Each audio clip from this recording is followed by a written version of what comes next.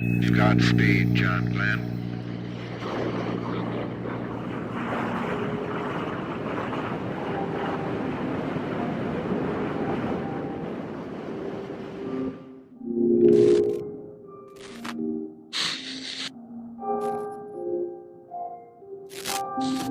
What's going on? I'm your host Amber and you're watching the Museum TV. Go ahead and subscribe to this YouTube channel, turn on your notifications, and follow us on all social media. If you're creative, go ahead and visit our website, tmtv.world. There's a resource on there called The Directory where you can find creatives to collaborate with, so go ahead and check that out. Now, we haven't had a fashion line on here in a while, so we like to make sure that we represent all creative lanes. And today we have Irv of Exquisite Collections here, so welcome to the museum. How you doing? I'm good. Thanks for having me. Of course, it's a pleasure. So we want to just know about how you got started in fashion and everything. So take it from the top. When we first got started, we just wanted to bring something new and different to the market. We were focused on bringing this clothing, the brand, to a national level and scaling it and getting it seen by people, you know, outside of Boston and all across the United States. Big goals. Big goals. So what we did is we really kind of focused on online because at the time, that's where I felt a lot of people were kind of buying their clothes. So I think when we first started, we were like, you know, Karmaloop was huge at the time. And we were really like, you know what, we're going to shoot to get on Karmaloop and see what we can get out of that. Yeah. So what we did is we made a lot of designs. You know, we started like everybody else did with apparel, made some hats, made some t-shirts, kind of see what it did. We went out and reached out to them. They were feeling the gear, put it on there. Nice. From there, it definitely helped us generate some national sales. You know, it was kind of dope. You know, you wake up and someone in Kansas City is ordering something, someone in California is ordering something, someone in Texas is ordering something. So from there, it gave us kind of a steam, like, okay, this is kind of working. You know what I mean? Cool. So we definitely focused on that, and you know, and we tried to get in a couple of stores. We did, but we kind of like being more hands-on, so we stuck with kind of getting it out the trunk and then doing it online. It was a lot better not having to pay any cut out of anything. I mean, nowadays online is all you really need. It was definitely the wave, but that was pretty good in the beginning. You know, just to see what happened. We put it out there and see what the reaction was. And a lot of the designs hit. So do you think the direction of the line is changing now? The direction of the line, yeah, I think it's changing now. You know, I think we want to double back and make it a little bit more of a more organic grassroots type of thing. You know what I mean? Like we want to double back and deal with a lot more people that are in the city. And not only also get the national vibe, but also focus a little bit more on what's going on, because we realized we had that platform, and we want to be able to help other people that are in the city use that platform at the same time. Yeah. You know, we want people to represent Boston in a certain way. We want them to look good, and show the world that we look fly over here too. Yeah. So, what do you think is the most, different thing that you might have made that you didn't expect yourself making? honestly, when we got into cut and sew, you know, that's when it kind of started expanding. You know. Yeah. We went as far as trying to make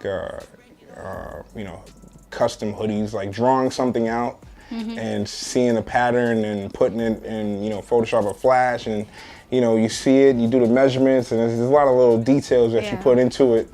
And you're self-taught, right? Oh yeah, absolutely, absolutely. It's more than just sending it out and having it made. I actually sew some of my garments, some of the couture garments. I put my hands in it and actually do things like screen printing, do sewing, of course, and doing embroidering hats, and just getting more of the technical part of it, because it's one thing to say that you want to start something and create it, and it's another thing to actually put your hands into it.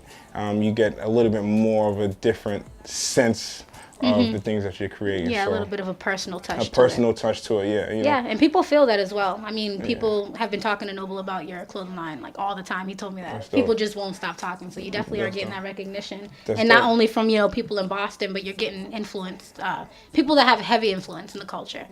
Charlemagne Tha God, Desus Mero, Fat Boy, all of this. dope. What's it been like getting that national attention? It's great, it's great getting that national attention, because people are influenced by people like that. They're on great platforms, and it's good for them to be able to show us some love and wear some of our garments, because it's definitely pushed us and garnered us some good sales. It's pretty good. That's having wild. that feeling, yeah. Were you able to give it to them like personally, directly? Did they order? How'd that work out? It's tough. It's like Yeah. it's like you get in touch with a person, and that person knows, and then they're like, "Yo, this is dope. We can put it on." And I'm like, "Okay, whatever." Sometimes see what happens. And one day you turn on the TV, your man's like, yo, and I'm like, oh, okay, that's dope. You know, he got it on. You look on the gram, they got it on. It's cool. It's That's like we don't force it too much. It's real organic. You know, if they like it, they like it. It's cool. Most people feel it, so it's dope. I love when people with influence are willing to help, you know, smaller businesses that are starting up or just getting their name out. You know, definitely is a nice vibe.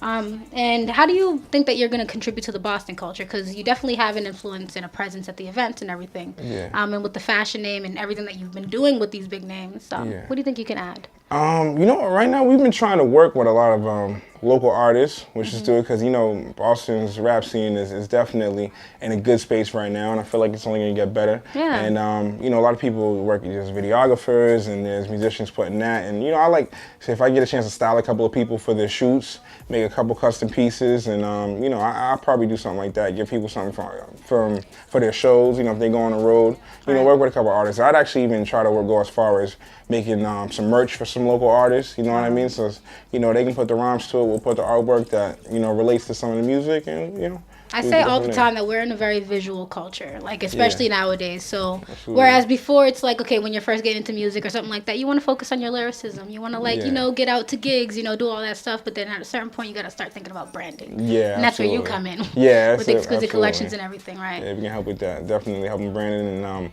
putting a stamp on what they're doing, and you know, we'll put our names on some of those pieces and we'll make it work, you know. Yeah. What kind of maybe clothing or do you think that you're going to be creating for 2018? In 2018, you know, we're definitely going to get a little bit more diverse. We will have some new collections. I don't want to say too much, but you know, I want people to stay tuned. You know, we make a lot of these bombers, which we've been focusing on because it's just we do it what people like. You know, that's the demand, and people see it, and that's what they want. I so feel like it goes with the vibe of the era right now, like this excellence. This exactly. Urban excellence. We want it to be, you know, a lot of these pieces we want it to be standout pieces. Like someone sees that and they just like, oh, it's dope. What made you? I'm sorry, but what made you choose Exquisite? Because I feel like that goes with the whole vibe of this jacket right now. We wanted it to be something that was, you know, luxurious in a way, and something that people would aspire to. And we wanted people to feel good when we wear our clothes. We want people to feel good when they wear it. And you know, we wanted to be that piece where someone stops you on the street and says, "Yo, where did you get that from?" You know what I'm saying? So we felt, you know, in the process and what we produced had an exquisite feel, and it was something that was in streetwear, because you know we do make streetwear, but something that could also be worn by someone that wants to do something a little bit. If you want to go on a nice little date, go out to the club, you know, go out and do something a little bit different, you can wear those pieces there too. You know, we do things all the way across the board, like I said, t-shirts to the bombers, and so you know, that's we definitely look forward to seeing that on a lot more people.